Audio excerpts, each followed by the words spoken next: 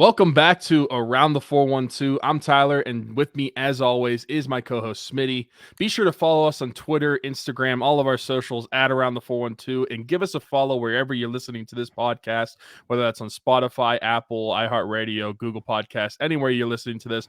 Also, go subscribe to us on YouTube. We're trying to grow that up and post some shorts on there. And I guess we have a TikTok. I don't think I've ever mentioned that. If you want to follow us on TikTok as well, you can go follow us there at Around the 412. Also, a couple shout outs to some GoFundMe's real quick. First off, we have our Christmas fundraiser. We're only like 3 weeks away, 4 weeks away. How long do we have, Smitty? I actually haven't set an official. It will be the second full week of December for sure. So whatever that Saturday is will probably be the last day that we take donations.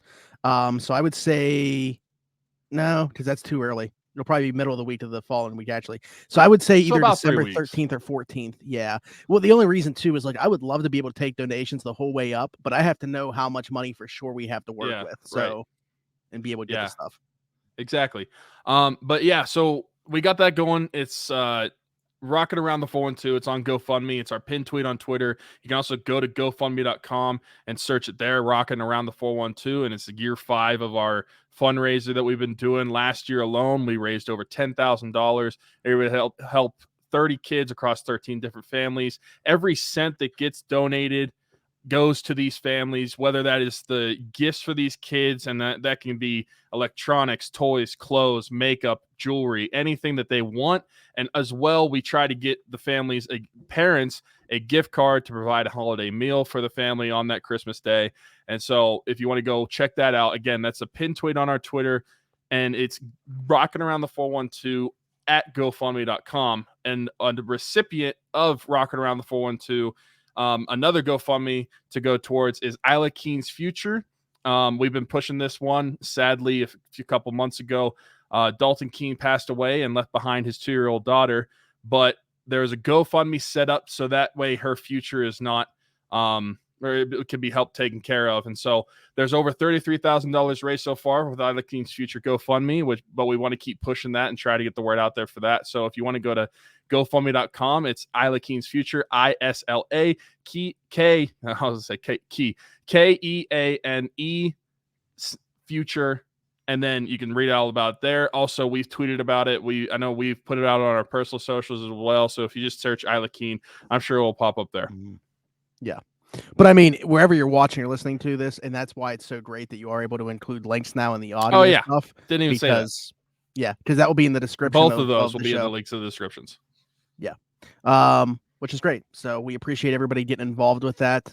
Also, anybody that donates to Rock Around the 412, we're going to have some prizes. I don't have everything yet, but there's going to be some jerseys, tickets, obviously. It's the same stuff that we get every single year, but you donate at least $10+, you'll be eligible to win any of the prizes. So without further ado, we can get into some sports talk. Do want to mention one thing about the Pirates.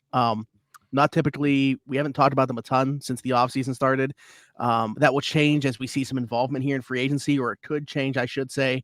It sounds like, I don't want to get too far ahead of myself here, but this isn't just like local media and fans talking about this. Like, we're talking national media talk about the Pirates are going to be players for some free agents. Like, they're already in the market. We've seen them sign or trade for G-Man Choi. They went out and get Carlos Santana, which is a name a lot of people, if you're a fan of baseball, to be familiar with. But they're also in the mix for some other guys like pitchers, Kyle Gibson. A reunion with Jose Quintana has been mentioned. Who's the Matt Boyd, who was with the Tigers, had a successful career there, kind of flamed out, but looked like he kind of found himself again in Seattle last year. And a really interesting one, Joey Gallo, they've been linked to a little bit as well, which you want to talk about somebody that could really benefit from the banning of the shift. Joey Gallo is that guy. We're going to be upset with the strikeouts, obviously, but this guy might put like 15 balls in the river alone next year.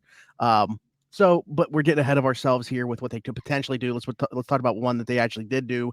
I mentioned Carlos Santana. Now, he is, past his prime. He's in his, now I would say past his mid-30s, getting to closer to later 30s, but he's still a really good hitter, and he's a proven first baseman, really good veteran, and another guy where if you look at the underlying numbers, should benefit from the banning of the shift. So what do you think about this move? I think on the surface, a lot of people are just going to be like, hey, a name that I recognize.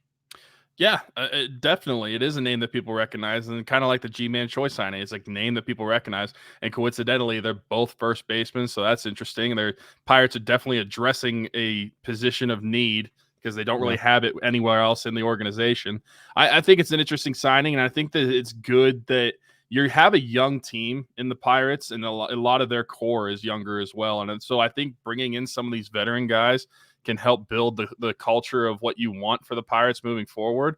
Like guys like G-Man Choi and Carlos Santana, you want to talk about building a playoff baseball. They've been there and they've done that. So I think that could be good Both with the literally just culture moving last year. forward. Yeah, exactly. I think that could be good for the culture of the team, and as well as just addressing a position of need. You don't know where first base is going to come from. So clearly the last two free agent signings, they were addressing that. We don't know who's going to be the next like prospect to come up and play first base. I know a lot of people wanted it to be what's his name? Mason Martin. Mason Martin. Mm-hmm. Apparently that's not going to happen no matter how many home runs he hits in AAA. But Mm-hmm. either way, they're finding their first baseman, and I feel like at the very least, you're getting DH help as well. So I think it's a good signing for the Pirates. Yeah, I think between those two and Miguel Andujar, the Pirates have kind of tried to fill the first base spot that way. So I think that's probably taken care of, which that's so nice. Early in the offseason, for them to identify that as an area of need and address that, like that's obviously a step in the right direction for this organization. Now they can't be done. There's obviously a ton of work to still do. I'd like to see them sign 2 starting pitchers, not just one. I would like to see them, kind of push JT Brubaker, who I really like, into more of like a flex role where he's coming out of the bullpen if he has to start, fine, but ideally he's a middle reliever. Like think about actually my friend Doug Glacky. I brought him up a couple times on here. We might as well just have him on at some point because I mentioned him a lot. But he brought up to me something that was a really good point. You look at the Pirates teams that went to the playoffs 13, 14, and 15, and I think a common theme there was obviously the bullpen, but everybody talks about the back end, but you look at the middle relief options that they had on those bullpens too. I mean, if your starter even went 5 innings, those ball games were over with what they had. So I don't think it would be a bad thing to have, a JT Brubaker at your disposal to come out of the bullpen and work those innings, because he's clearly a guy that can be an effective starter, but I'd much rather see him only have to go through guys one time as opposed to having to see an entire order multiple times through. Yeah, I agree with that. I think that's going to be effective with the team, because one thing that was definitely detrimental for the team as a whole was the bullpen. I felt like based off of what expectations could have been with the bullpen. I feel like we thought it was going to be better than it was. Yeah. And it turned out to be a pretty bad weakness at times. And so I don't mind that idea. And I do think that moving forward, they're going to need to sign some arms, whether that's bullpen or starting pitching, because what they had last year on both ends didn't really get it done. I know they're going to bring some people back, but I feel like there's definitely going to be some names out there they can go look and sign. Right. Transitioning now, let's talk about the Steelers coming off a win on Monday Night Football. They beat the Colts 24-17 in this one.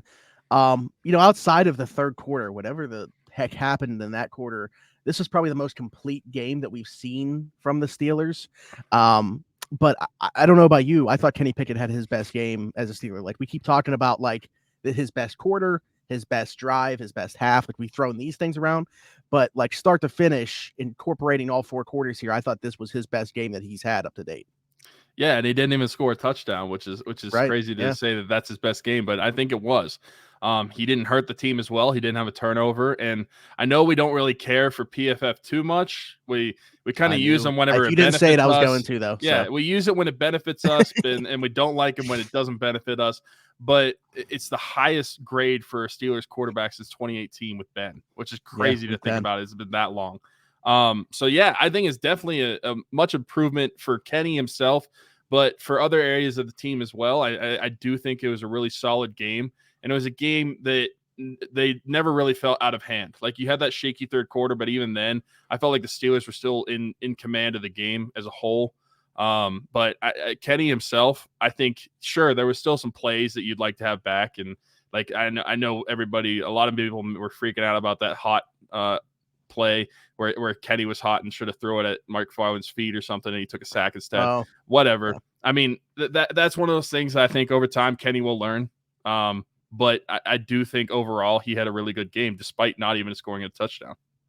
Yeah, he had a couple of drops from his receivers in there too. I mean, he only had 8 incompletions in this game, and that's with obviously those drops taking place. So he probably could have only had like 4 or 5 incompletions total. I just thought he had a great command of the offense in this one. Probably no further indicated than by, or no better indicated than by that Benny Snell touchdown is literally his call. Don't know if you saw that, but Mason Cole mentioned after the game that Kenny Pickett is the one that called that play. Now, what was interesting about this to me was talking about it today. He mentioned that he was talking to Mike Tomlin and Mike Sullivan about it. Notice whose name wasn't mentioned in that conversation. The offensive coordinator, Matt Canada. I don't know. I mean, I don't know if there's much to read into this. Maybe, people are reading into it too much. Maybe it's nothing. But I thought that was very interesting that like his name wasn't mentioned at all with people he was talking about prior to, checking to that at the line of scrimmage. But yeah, and let's switch right there because I love the command that Kenny had in the offense for a rookie to make that type of call. It shows how confident he is and for his command of the offense. But Benny Snell in this football game had to take on a higher role, obviously, an elevated role with the departure of Najee Harris due to an abdominal injury. We'll have to monitor his progress throughout the week to see if he's going to be able to go. They said he avoided a major injury, but that doesn't necessarily mean he's going to be able to suit up versus Atlanta. We'll talk about that in a little bit. But Benny Snell, I mean, what a performance that we saw from him. The thing is, like, we've seen this in the past. While Benny Snell has shown us, like, he's not going to do this on a regular basis, I don't think he's an RB1. We've seen things like this before, like 2020 opening game against the Giants. James Conner gets hurt. Benny Snell runs for like 100 yards in that game. Like, Benny Snell can do this in spurts. I thought him and Anthony McFarland both had really nice performances on Monday night, and they needed it. They needed every yard that those guys were able to provide. But, like, they were able to, obviously very different styles of runners, but they provided some thunder and lightning for the team on Monday night. They did. And I will say, I remember preseason when we were previewing the offense that when we were talking about the run game, I remember saying, like, Benny Snell is going to have the random 100-yard game. Granted, it wasn't 100 yards, but it may as well felt like it the way he was running on Monday night. If he was the only back that was getting touches, it would have been. Exactly. And I think that was good to see from him, like showing like, hey, I'm still around. I can still be productive when called upon. So that was good. And then Anthony McFarland being activated and having the performance that he did, I think that's what we wanted to see from Anthony McFarland, which we haven't really gotten to see in game action. We've heard about it in practice and stuff before in the preseason, but in a regular season game, we haven't really seen productive running, especially like between the tackles with Anthony McFarland. But I feel like we were able to see a little bit on Monday night. And so having two guys that are your RB3 and RB4 on the depth chart, having those productive nights. Now, I mean, does the Colts have a great defense? Maybe not, but that doesn't mean that the RB3 and RB4 should be carrying like the ball like that, but they were. And so I still think it was an impressive night on the ground for the Steelers. Yeah, well, what's funny is like the Colts are, a top 10 defensive unit where they do get beat. They're like middle of the pack against the run, but they're very good against the pass. I mean, you look at some of the defensive backs they have, but even being middle of the pack against the run, you would think a team that like the Steelers, based off what they've looked like for the majority of the season, aren't going to have much success on the ground. But you look at the last 3 weeks since the Steelers bye week, they are 5th in the league in rushing. They are finding success on the ground now. Obviously, give credit to the running backs, but what about the guys up front? I think, for as much as we've harped on this offensive line, and while they still have their moments in pass pro, the improvement that we've seen in the run game can't just be attributed to the running backs. Those guys deserve credit too. Yeah, for sure. I do think holes are starting to open up, which is nice to see because I think we talked about it early on in the season. This is a lot of offensive linemen that have never played together. They didn't have much chemistry together, and it could take throughout the season to kind of find that chemistry and get a rhythm going with the offensive line. Maybe you're starting to see that with the run game moving forward since the bye week. Maybe something's clicked for them, and you started to see a switch. Pass protection, they could still be a heck of a lot better. I would still prefer that Kenny not get sacked or not have to run out of the pocket, run for his life as much as he has. But being able to see the running backs run the way they do, it's not like they're bouncing it to the outside because nothing's open in the middle. They're hitting the holes and the holes are there. So that's on the offensive line as well. So it's very productive with the offense running the ball right now. I do want to see more of that in the passing game. The passing game hasn't been terrible, but I feel like the passing game more so than the run game. It's kind of like the opposite. How the run game, the running backs and the offensive line are working together. everything in the pass game seems to be working against each other at times. Like sometimes Kenny's throwing the ball well, but he has no time because of the offensive line, or he's getting drops, or wide receivers can be open, but Kennedy doesn't make the throw. It just seems to be not clicking in the pass game like it is in the run game so far in the past few weeks. So hopefully they can clean that up moving into Atlanta. But the run game overall, great to see. Yeah, I mean, the thing is too. Don't get me wrong. I still would love. I still think tackle is probably where I'm going if the draft is tomorrow, assuming that like one of these guys that we've talked Although your about a little boy's bit. but your boy's going back to Penn State. Olu Fashanu is going back. So, but ideally, if Paris is there, if Skoronski's there, like one of those two would be, I think, a great fit. What I'm afraid of happening is that the Steelers, with the back half of their schedule, is going to play themselves out of a tackle spot in terms of draft slot, because especially with Fashanu being out of this draft, at least on this, it looks like the other two are probably going to get overdrafted. The other two are going to get a bump, and so where you're looking at drafting them, I don't know. Skoronski probably back end of the top 10. Maybe same thing with Paris, depending on the pre-draft stuff that happens. Maybe 10 to 12 as well.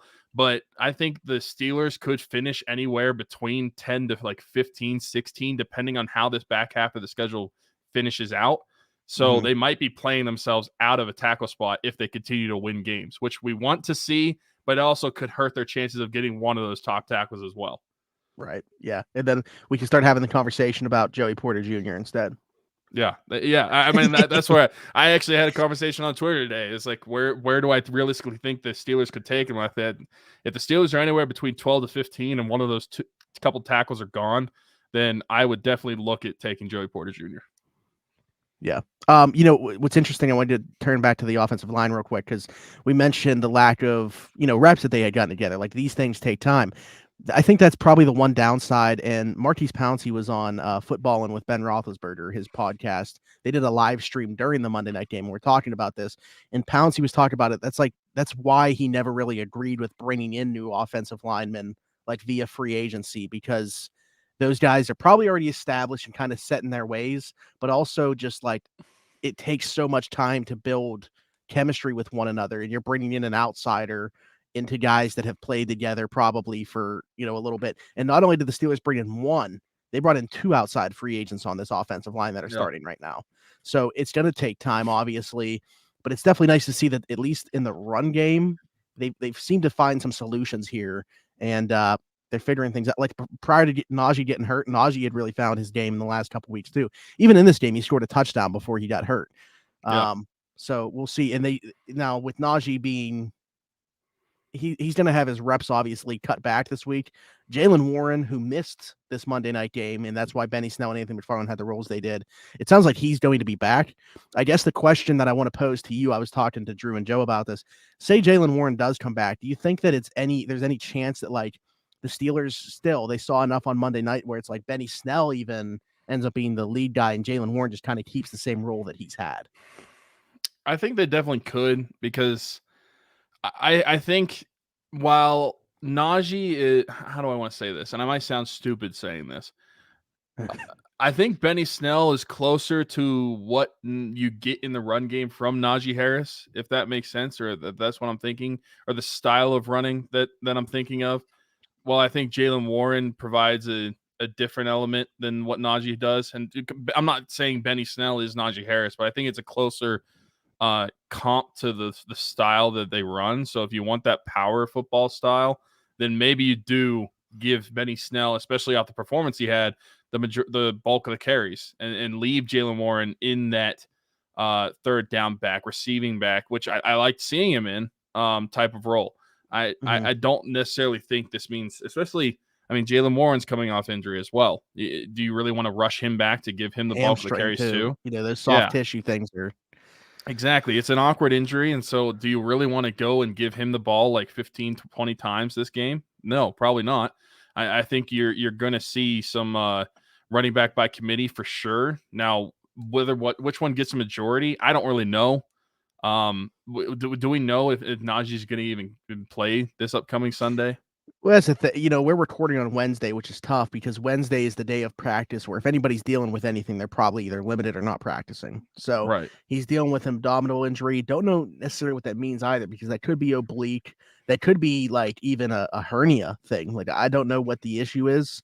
They say it's not something that they think will impact him long term, but again, that What's long term? doesn't mean Because long term, yeah, that could mean like the rest of the season, or to some people that could mean like 2 to 3 weeks. yeah, Like when I hear it won't impact him long term. To me, that still means he could be out for like a week or two. I wouldn't right. consider 2 weeks long term. So No. I don't know. It just depends on what the Steelers are thinking. Yeah, I just with Najee specifically, like you look at how bad that injury looked. Was it against Cincinnati week 1 where it's like it looked like he got like really bent at the bottom of a Yeah. pile and he's holding his knee and you're just like, "Oh man." And he plays the next week, like didn't miss any time. The Mhm. dude's just he's like Gumby. He doesn't get hurt. So it's for me right now hard to envision that he's not going to play like we'll have to Right. monitor Thursday and Friday's practice. Um but even if he does go, like with the performances that they saw from the other three or the other two guys and what they've seen from Jalen Warren prior to that, it's hard to believe he's going to see anywhere near his normal workload in that game. So Mhm. I don't know. At that point, what's the like? Give him a week off. Yeah. I mean, I would, especially the Falcons, lesser opponent, and gets you prepared before you play. They play the Ravens after Baltimore. the Falcons, right? Yeah. So divisional game. I think it would be smart if you're debating, if you're on the fence of him playing or not playing in those situations. I always say sit the player. There's no need for them to play. Yeah. If you look at their upcoming schedule, obviously Atlanta is part of the equation. Atlanta, Baltimore, Carolina, Vegas, Baltimore, Cleveland to finish the season. Yeah. Yeah. Yeah. That's Dude, that's what I'm that's saying. Like, it's a favorable schedule. Like, had they, mhm. I'm not gonna have any conversations about them getting back into the mix, being in contention for anything like that. If they somehow, do that themselves by running a string of games off here, then we'll start having those conversations on here. But had they beaten Cincinnati, I think we'd be having a different conversation. Oh yeah, for sure. But I still think the conversation still stands that we said last week. Like I think this team could very well go. Well, what would it be now? 5-1. There's 6 games left. They could go 5-1 and still have a winning schedule. But like you said, you could also see them going like one Yeah. and five over that hmm stretch as well. Like it's very reasonable either way. But this is an opportunity for the Steelers to be able to grow as a football team, and I think this is a very favorable schedule. When I think about the quarterback specifically with Kenny Pickett, when he got thrown into the mix, that couldn't have been a worse time in terms of the teams you were playing and the strength of schedule that you were putting him against right at the start. I mean, he did get to play the back half of the Jets game, but then after hmm that, he played the Bills, Bucks, which he got hurt in the Bucks game, Dolphins, and Eagles. I don't think there was a tougher stretch on the schedule that you could have thrown him into the fire for. Now, granted, you still have to play Baltimore twice, but outside of those games, I don't think that this back half of the schedule is that hard, especially looking at the non-conference or non-divisional games, specifically Falcons, Panthers, Raiders. I mean, those teams stink right now. So you definitely have some very winnable games. I'm looking forward to seeing what they can do and seeing how they can improve moving forward. Question I wanted to ask you that I was actually thinking about watching on Monday night, and it's involving Kenny Pickett. So obviously, I think right now Deontay Johnson is still wide receiver 1 in Pittsburgh, but this is a little bit different of a question. Even though Deontay Johnson is wide receiver 1, who do you think Kenny's number 1 target is? I know Deontay had more catches, but who do you think Kenny is looking to find on the field? Pickens or Deontay? Oh, okay. So it's only because part of me wants to say Freiermuth. Like I feel like that's when he needs a play, like a Okay. safety valve, he's going to Pat. Um, between those two, I've said like I think that it ends up being Pickens. Like I just think that's who he's going to build the best rapport with. Not saying that he's not going to build some type of chemistry with Deontay Johnson. I mean, if you remember I originally said that I thought it'd be Deontay Johnson just due to the similar skill set to what he worked with best in Jordan Addison at Pitt. Yeah. But I just watching the games, it looks like a lot of the times, going through progression, his first read is George. And I don't know. I don't know what it is because, like you said, it's still, you look at the end of the day, you look at the box score, Deontay has more catches, he has more targets. It just seems like that's kind of the underneath stuff. It's almost like Deontay is becoming a non-physical version of Juju with a low A dot. Like he's getting stuck in this terrible offense as being that guy. So I think Pickens is running the more valuable routes. I think he's running the bigger splash play routes. He's running the routes that are going to benefit the team most. Like I think that he ends up being Pickett's number one option between those two. But honestly, like I said, the moment that Claypool was traded, I really think like Freiermuth is the guy that ends up coming out of this as Kenny's guy. Yeah, for sure. I think that they have a good connection. But just speaking into the wide receivers, as of right now, I still think Deontay is the number one receiver on the Steelers. That maybe that could change over the next couple seasons. It could turn into George Pickens. I mean, heck, by the end of the season, we could be saying George Pickens is the number one receiver in Pittsburgh. Who knows?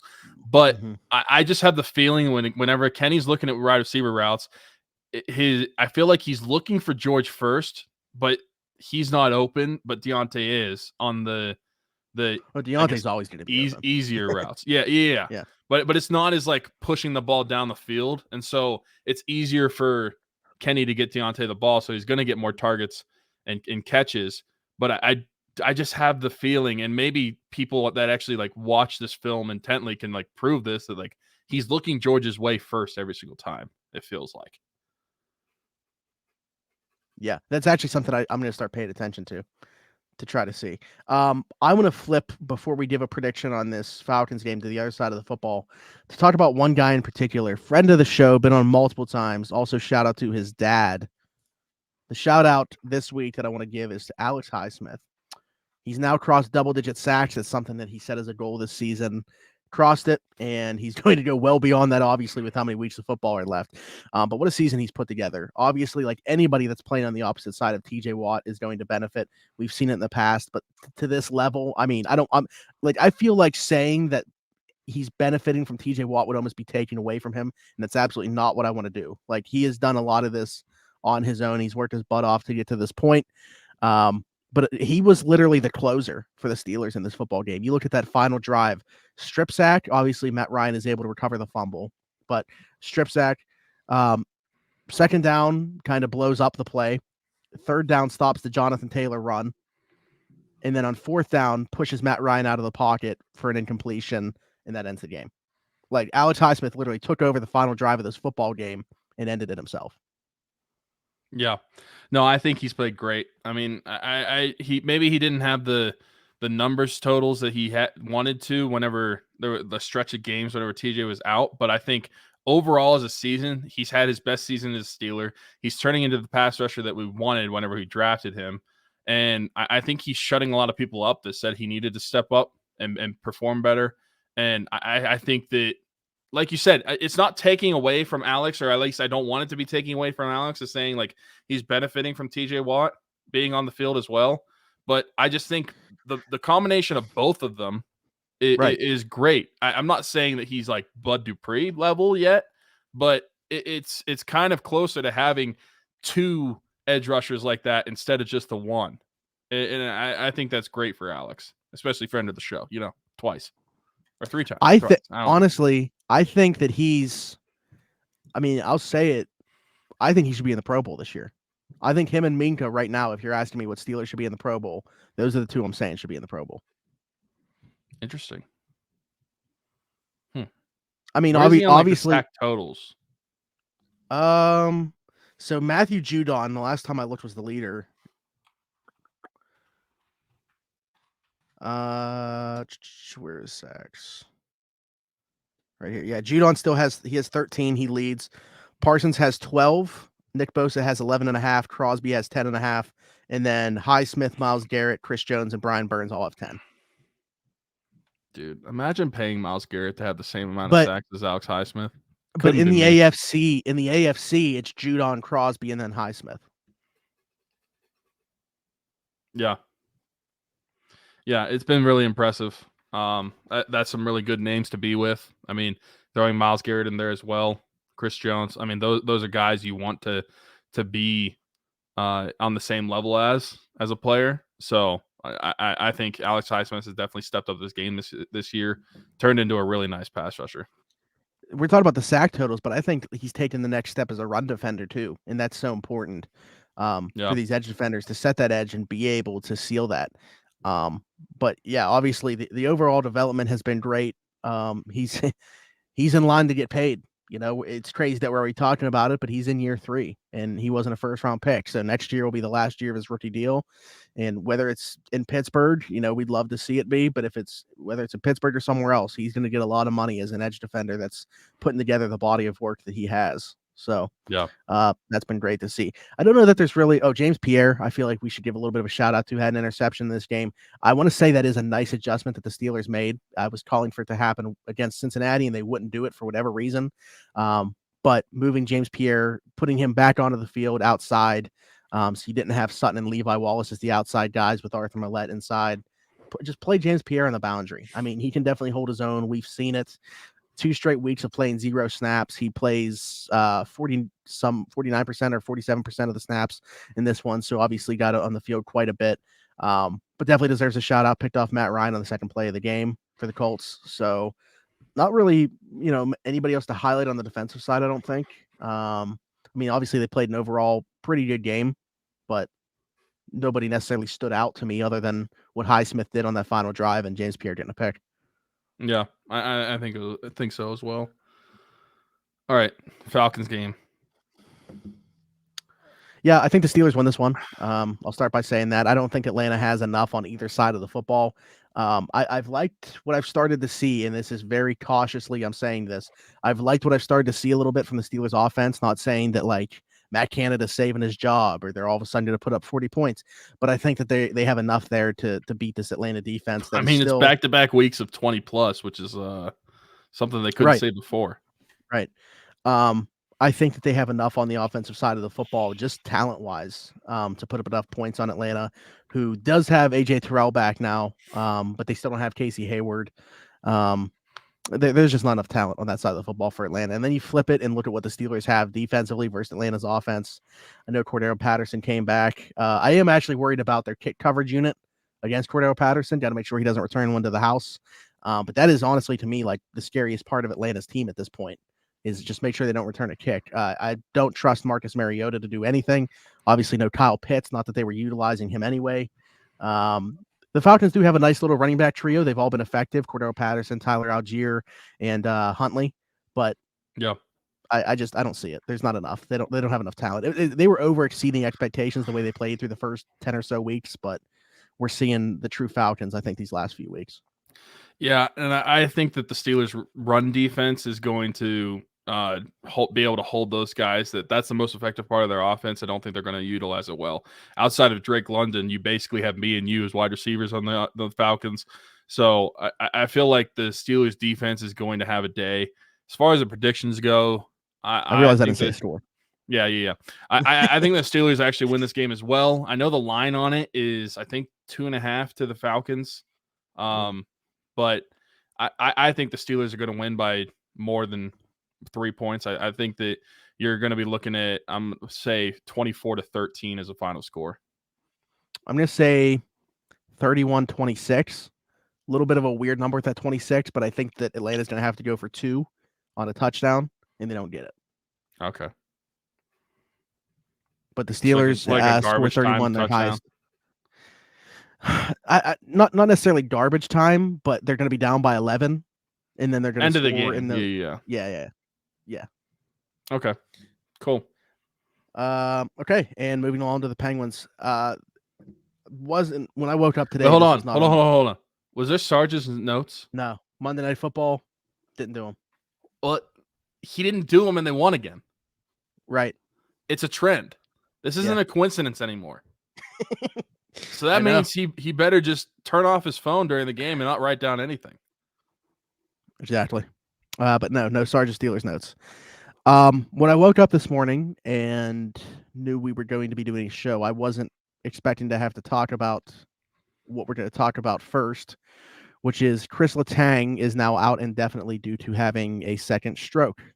He had one in 2014, which when they went in and realized he has a hole in the wall of his heart, which everybody has, but it normally closes. So he obviously still has that. That's something he has to live with and deal with. It's just it's so crazy to read this, to take a step back for a second and read about it and realize, like, first off, how obviously precious life is, because this could have gone very differently. We could be having a very different conversation. But the fact that it was just because he called the team doctor because he was having a headache and they told him to go to the hospital, and they were like, yeah, you had a stroke. Yeah. And like, then for the next day, him to just be back and be with the team and at the game and in the locker room with them. It's insane to read about this and think about, like, in the grand scheme of things, how fortunate he was to know his own body enough to be like, something's off here, and to get to the hospital right away, and them to catch this and be able to do what they did and start treating him and running these tests and making sure there's nothing, further that needs to be done, and everything's going to be good long term with him and stuff like that. Because this doesn't sound like it's going to be career threatening. I have no idea how much time he's going to miss. I have no idea if in the back, I can't, I think if he were having a conversation about his hockey future, we'd probably know that already. It sounds like he was trying to already return to practice from what I heard. So I think he's chomping at the bit to get back, but let's slow the brakes here, Bub. Obviously your health comes first. You're a father now. You're a husband now. You're obviously a son before you're a hockey player. But it's we got very fortunate news after what we saw was a very scary headline. So obviously all the best to Kris Letang and his family. Can't wait to see him back on the ice if he chooses to do so. But for somebody that went through this same thing 8 years ago, it was obviously a very devastating thing to read when I first saw it. Yeah, I'll be honest. When I first saw it, I thought it was fake. I thought Penguins. until I realized it said the official under the tweet, like they do now with the Yeah. actual official things, because everybody can have a blue check mark now. I thought it was fake at first, but then I realized it was real, and then I feel more assured. I'm sure I'm saying that. I'm sure he feels more assured knowing that it sounds like it wasn't as bad as the one in 2014 was, where he was sidelined for a couple months. 10 weeks. Yeah. So this one, we don't know when he's going to get back onto the ice, but it is great to see that it seems like he's in good spirits after it, and it seems like moving forward, it's not going to. It doesn't seem like it's going to have any long-term effects. Now, like I said, when we don't know how long he's going to be out, that could be a few games, it could be a few weeks. Who knows? If I'm me telling Kris Letang, take your time, don't do anything early. I know he's probably going to want to, but I feel like the team doctors and with like UPMC and everything with the Penguins, they're smart enough to know, like, hey, Kris, wait, let's take a chill pill. We can settle down. You don't need to rush back. But of course, he and they know his body better than everybody else does. So it is crazy to see that he had a second stroke. It's hard to believe a professional athlete of having a first one. Let alone anybody having a stroke. But just those guys seem immortal at times. But then you see especially stuff for like him, this. the cardio king of the team. Exactly, and it seems like nothing can go wrong with them physically. I mean, outside of like sports injuries, but like you never think of like a stroke as being a possibility for a professional athlete. Well, Letang has had two now. Just luckily, it hasn't affected him in his life or his career so far, and it doesn't seem like it's going to moving forward. So that's good. But yeah, it's crazy news. The day of we're recording, and I'm happy. I'm happy that we didn't record last night, so that we can talk about it now, because that would have sucked to have to just kind of sit on it for a while. Yeah. Yeah. Cause I mean, yesterday it comes out, not on the ice, starting warm-ups, out with an illness. And then you're just thinking, okay, like, we know a bug was going around earlier. He has a flu or something. Like, yeah. Yeah. I mean, the time of year that it is right now, basically all the time of year now, since 2020, really, you could see guys pop up and miss time due to illness. So COVID or not, it didn't surprise me that he was missing a game due to an illness. And then this comes out today and it's like, wow. I mean, you just feel like you're shocked. And obviously Yeah. nobody really knows the ins and outs of these things. Like, we're not doctors. We have no clue, what this means for him. Like, people were texting me like, oh, do you think this could be it? Like, does he call it a career? And I have no clue. Like, I don't know how this affects him. Like, but Yeah, we're it not doesn't qualified sound to like, say. My gut yeah, reaction is no, but right. it's not like we have any idea what we're talking about. Yeah. I hate to even have this conversation, but flipping Kris Letang's absence to a hockey conversation, because it's kind of what we have to do. Yeah. We saw the lineup that they went with against Carolina. I thought those guys were, fine defensively. They did spend a lot of time in their own zone, but they were keeping Carolina to the outside for the most part. They got a ton of shots on goal, but they weren't necessarily a ton of quality looks. I thought their best looks actually came while they were shorthanded. Surprise, surprise. Penguins give up two on 0 breakaways while a man up. But who to you, one, steps up in Kris Letang's absence, and two, is it, do we see Ty Smith come up? Is it just Mark Friedman as the seventh defenseman, and we see the six that played yesterday be the ones that we see going forward? I didn't know we were even going to mention Ty Smith, because Ty Smith realistically can only be brought up if someone's on LTIR.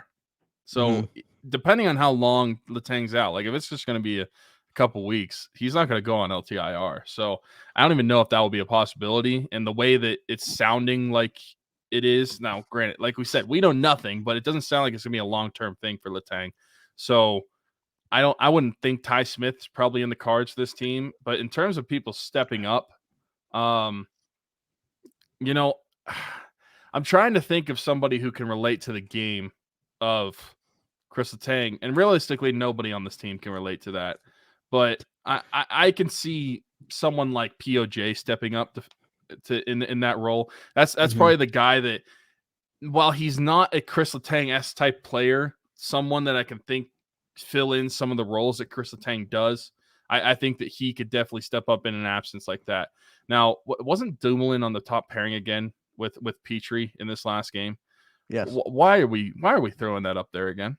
If you're gonna put POJ with Jan Ruda, I'd rather just have them as the top pairing, and instead of having Dumoulin up on the top pairing, just because I don't want Dumoulin playing those minutes. Like I would rather have Ruda and POJ playing those minutes. Petrie, fine, whatever, but Dumoulin, still shelter him. But in terms of someone stepping up, I think someone that could benefit from this, and benefit sounds like a weird word to say when somebody has a stroke and is out, but someone that can benefit from the absence of Letang on the ice that can elevate their game, to me, is POJ. Yeah. I mean, from a production standpoint, it's going to have to be Jeff Petrie. He's really the only guy that's going to be given that opportunity, I feel like, on the power play, which hopefully they can find some semblance here in the near future of a power play. But obviously playing those top minutes on the right side, he's going to be asked to carry a lot of the weight in Kris Letang's absence, I would think. But I do like the POJ pick for somebody to step up. I mean, I think he's having kind of a campaign here to prove that he is an NHL defenseman and belongs here. I think he has the looks of a top four guy. Right now, obviously, you said he's playing on the third pairing. It is what it is. Marcus Pettersson, he is what he is. Like, I don't necessarily think he's going to all of a sudden be able to contribute a ton offensively. This is where you miss, and I know he's been hurt from Montreal. This is where you miss having a Mike Matheson, I think, because of what he could provide offensively. And obviously, Jeff Petrie hasn't returned what you would hope for on either end of the ice. But definitely, and that's why I do think you miss a Matheson. Yeah, is because of the production you've gotten from Petrie. It's not like a replication of what Matheson could have done, or what Letang, or a portion of what Letang could have done. You haven't really gotten that side of Petrie yet as a Penguin, and so I think that's part of the reason you also do miss Matheson, especially because that's the trade for Petrie was Matheson in return. Yeah, absolutely. I want to talk about the stretch of games. I just mentioned that loss to the Canes, which came in overtime, which, by the way, I mean, that's a tough way to lose. When you have Brian Rust checked from behind into the boards, and Brian Rust gets checked into the boards, and it's just, Petrie goes after the guy that hit him. And I don't know where Jeff Carter was on the ice to begin with when that play started at that point. But, Carolina comes down on a 2-on-0, and it's, game over at that point. They don't call a Yeah. penalty on what should have been. So no idea what the refs were doing, but also like I can respect Jeff Petrie wanting to stand up for his guy, but if they're not going to blow the whistle, you got to play hockey. Like you can't just let Right. Carolina go down the other end of the ice. Especially Uncontested. 3-on-3. No one's back there covering for you. Mm-hmm. So I mean, and even before, like just watching that whole play unfold the way it did, like Russ gets boarded into the I have no clue the what Russ was wall, even doing. but it's like Before he I got have boarded. no idea what they were doing. Like it kind of looked like he was trying to do a line change with the puck. Yeah. It made no sense to me. And so watching it unfold and then seeing it create a 2-on-0, I'm like, well, that looked like something that would create a 2-on-0 as I was watching it, despite him getting boarded or not. At first I thought Jari saved it until they started celebrating. Yeah. But yeah, that was just an unfortunate way to lose, especially being able to come back late in that game in the third period against that team too. I mean, it's a division opponent, but it's a really good hockey team, and it is a good litmus test to see like where you stand against some really good teams. It stinks that they weren't able to capitalize that on the overtime and get the extra point, but just an odd way to lose. Like the whole play. Should they have called the penalty? Sure, but what the hell were the Penguins doing in the first place? Yeah, because if it's a clean hit, that result is still happening. Right. Like, so, but I have no clue what they were doing. But anyway, I kind of look at it like they were fortunate to get a point. Carolina, the Penguins started out well in this game. Obviously, they get the first goal off Crosby's stick. They carried play a little bit to begin, but then Carolina settled in and they were just, the Pittsburgh didn't get anything until, 2.5 minutes left or whatever, 2 minutes left when they tied the game. Carolina played the perfect defensive hockey game pretty much, and they still, the Penguins were still able to get a point. So I kind of looked at it like a silver lining that way. You looked at the rest of the stretch of games, kind of working backwards here at this point. They lost to the Leafs in what was their worst game in the stretch, like by far. They just had nothing on this night. Rickard Rakell scores the only goal, and it was when they were already down 3-0, and then the Leafs answered pretty shortly after that too. So at no point in this game did the Penguins threaten to win. The Leafs had their number in this one. Really nothing for me to take away. Like none of the four lines were really generating anything. The defense didn't play well. I told you, it was like as far as that game goes, I didn't even watch it because I was hanging out with Kennedy's family. So I don't really have much to say on that shots. game either. Just seemed like they got outplayed. Looking at the the box score and stats of the game, just looked like they got outplayed in every facet of the game. Well, it starts off very early. One of the worst line changes I've ever seen in my life. And Crosby, I thought broke his foot kicking the boards afterwards. I don't know what they were doing. The puck was at center ice basically, and they go for a full line change. Mitch Marner comes in on a breakaway and scores. But then Crosby goes to the locker room, comes back, and then goes to the locker room again. And I'm like, what is going on? It was obviously a skate issue. I hate that Crosby, still is the way he is with the skates. He's in the Stone Age, because he has to go to the locker room instead of just flipping the blade off and popping a new one on. But you get a little bit worried there. But anyway, they had a bunch of flaws in this game, and the Leafs took advantage of seeming like every single time. Really good wins though against the Flames and Flyers, especially. I mean, they dominated the Flyers. Obviously, that's not a good hockey team with all the injuries that they have right now. Yeah, even healthy, they're not a very good hockey team. But with all the injuries they have on top of that, man, that's a really rough team right now. But to win against the Flames are actually the team that I picked to come out of the Western Conference this year to represent the Western Conference in the Stanley Cup. I just think they have pretty much everything you want. The problem with that team right now is Markstrom has not played well, and we didn't even see him in this game. We saw Dan Vladar, and he was actually standing on his head. So the Penguins win this game in a shootout where both goalies, after standing on their heads in regulation and overtime, weren't able to make saves in a shootout. They exerted all their energy. But how fitting for Gino to be the one to score the shootout game winner as well. Yeah, and seeing them be able to celebrate that 1000th game, it's a shame it couldn't have been at home, but the way that they even warmed up like Gino doing his funky stretches and everything like that, it was really funny to see everyone wearing the 71 jerseys and to cap it off the way that they did, getting that shootout goal to win. I mean, the only thing better would have been an OT winner from Gino, in my opinion, but even then, a shootout, I'll take it, and it was a beauty of a goal. really poetic the way that it ended out. Of course, it was going to be Geno to win it. Everybody knew it was going to be Geno to win it, and that's just the way it is. But yeah, that was a lot of fun to see. And then the Flyers game, like I said, I didn't really get to catch like the Friday or Saturday games, but I did watch a little bit of the Flyers game when I was hanging out with Kenny's family again. A little bit at 2:30 your time. Yeah. So I was able to catch a little bit of it, but just total dominance from the team. I thought the team looked really good against the Flyers. Granted, it's not a good team, but it's always really good to see the Flyers or the Penguins beat the Flyers like that, and seeing Crosby score against the Flyers as he seems to always do. It feels like that was an insane redirection too. Yeah, for sure. I mean, he's had an unreal stretch. I feel like 35 years old, still going strong. I mean, he's definitely one of the best players in the league still. But I think points wise this year, he's like top like 7, top 8, and it's him and a bunch of young kids. Like that's what it is. You had a little bit of a lull there, and then they make the switch, swapping Raquel and Rust, and that's obviously Sid just went right back to producing at the totals that he was. So yeah, on pace for well over 100 points this year, at 35 years old, when every single year people are going to question if he still have it. Naturally. Here he is. I want to see NHL points leaders. I just want to see like who he's around. Because I feel like it's literally just him and a bunch of young kids. Yep. All right. So Sid has 31 points, and the people above him. Oh wow, actually surprising. I guess not surprising if this was 2017, but it is surprising in 2022. Erik Karlsson has 32 points and is 6th in the league. He's tied with David Pastrnak in points.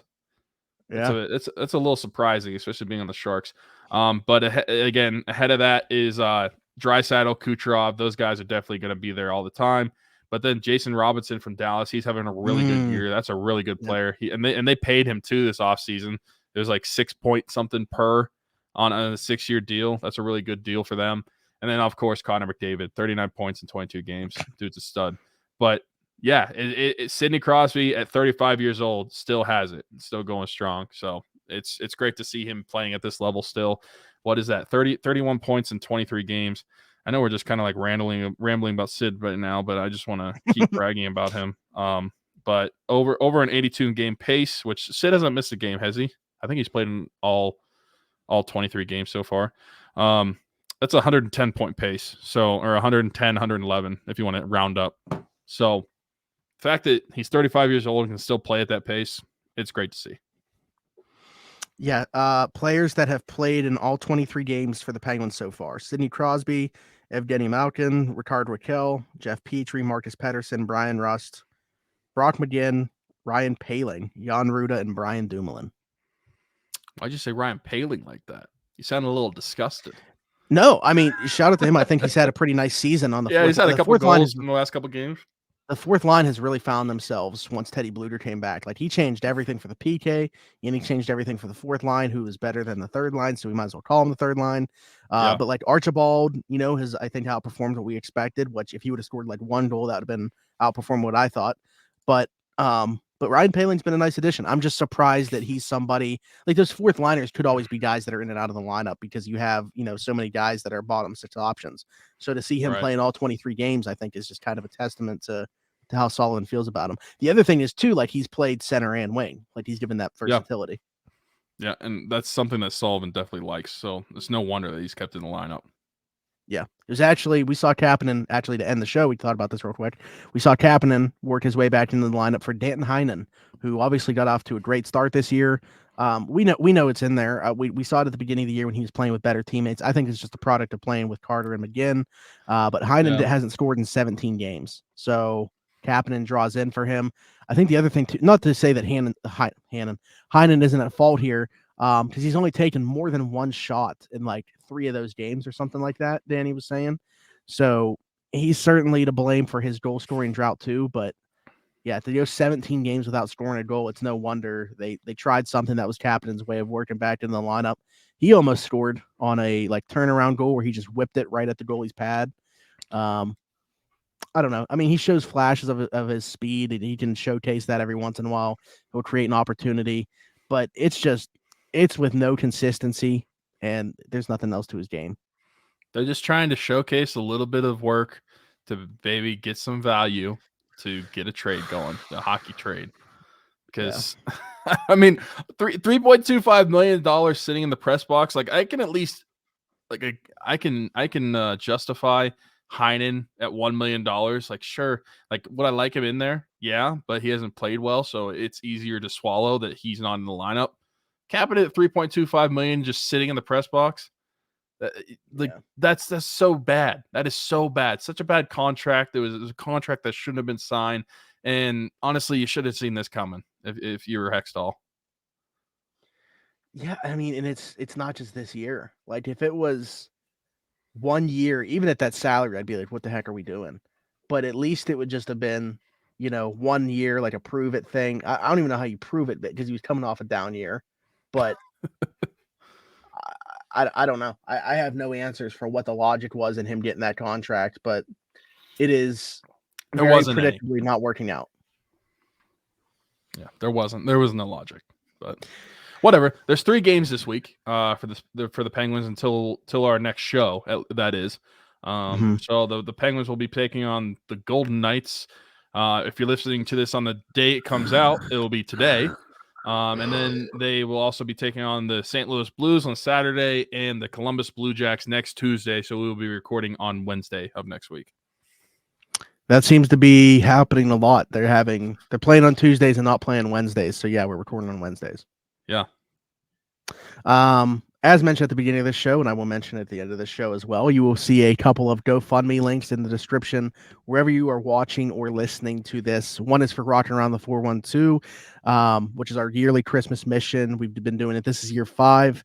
We've raised now very close to $24,000 since its inception in 2018 with a mission of providing Christmas to families in the 724 and 412 areas. Tyler and I never had to worry about Christmas when we were growing up. We were very blessed to be in the positions that we were in. And always had wonderful Christmases. So the mission of this thing is to make sure that as many families as possible, we can provide that type of Christmas to with donations from you guys. So anybody watching or listening to this show can get involved by clicking that link, donating to the cause. You will see the pictures, the full mission statement right there on GoFundMe. You can type in Rocking Around the 412. But if you're watching or listening to this, that link is literally going to be right there anyway. So kind of pointless for me to tell you somewhere else to go to do it, but it's also our pinned tweet. You might as well click on it if you want to know. Twitter, Instagram, TikTok, we're all there. If you guys watch this on YouTube, you'll see that scrolling at the bottom. We're also on Facebook. Subscribe wherever you are watching or listening to this. Leave us a 5-star review, yada yada yada. But also one of the Rocking Around the 412 kids that we're going to take care of, Isla Keene, the 2-year-old daughter of one of my friends, Dalton Keene, who passed away tragically in October. There's obviously going to be a ton of burden that comes with that. So we can't help out with most of that. The part that we can help out with is the financial aspect that family is going through. And that was the mission of this GoFundMe. It's raised over $33,000. You guys can get involved by going to that Isla Keene Future Fund. The link to that is also sitting right in front of you wherever you're watching or listening to this. You can get involved, read the story there. Dalton was a great guy, a great father. He loved that little girl, and she deserves everything that we can provide now that he is no longer here to do so. So can't thank you guys enough for getting involved with both of those. I think that's it. Yep. We're getting close. By the time you guys are watching and listening to this, it will be December 1st. It will be. So. And happy birthday, Megan. That's my older sister. That's her birthday, December 1st. Oh, happy birthday, Megan. Does she watch or listen to the show? Probably not. Probably not. She's not really that much into sports. She likes going to sporting events, but following it along as much. Her husband, though, Bowen, who has no connection to Pittsburgh growing up, he's like a full-fledged Pittsburgh fan now for like all the sports. So there we go. Big fan. Yeah, I'm a big fan. Didn't you say though you used to just doesn't she have jerseys though? Wouldn't that be what you would buy them? Yeah, so she's got jerseys. It's not that she's not into sports. She likes watching sports. Like she likes watching. I would say hockey's her favorite sport to like go to and watch and everything. And then like she'll like watch the Steelers and everything. It's just she's not like quite into it like some others are. Like I would say she's a lot more casual of a fan. Okay. I'll say, well, if you're comparing it to us, like nobody's going to be in. That's most why people aren't gonna be as good as us. That's why I I'm very said jealous some of those others people. because I didn't really know what to say because it's like I can't Yeah. really compare it to us or a lot of other people that we interact with. So not quite the same. But all right. Can't thank you guys enough for watching or listening. Hope everybody had a very nice Thanksgiving as well. Should mention that. We wish you guys a happy Thanksgiving on the last episode, but we wish you guys had a nice Thanksgiving on this one. Let us know what you want to see in the comments. Like I said, like, subscribe, 5-star review, all that good stuff. Get involved with the GoFundMes. Thanks again for tuning in to another episode of Around the 412. We'll see you guys next week after the Steelers beat the Falcons, the Penguins win 3 games in a row, and the Pirates are major players in free agency. Until then, bye-bye.